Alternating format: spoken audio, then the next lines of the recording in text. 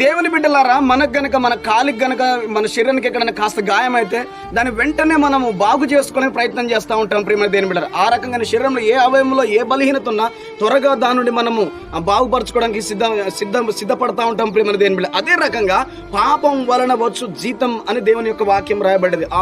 రోమిల రాష్ట్రపత్రిక 6:23 ప్రియమైన దేవుని, పాపం వలన వచ్చు జీతం మరణం. శరీరానికి ఏదైనా బాధ కలిగితే తొందర ఏ రకంగా అయితే మనము నివారించుకోవడానికి సిద్ధపడతాము, ఆ రకంగానే మనం పాపంతో ఉంటున్నాము కాబట్టి ఆ పాపం మరణానికి దారితీస్తుంది. అయితే యేసు క్రీస్తు ప్రభువును నమ్ముకుంటే మనకు నిత్య రక్షణ, నిత్య మార్గం, పరలోకానికి మార్గం ప్రియమైన దేవుని, మరణం తప్పించబడుతుంది.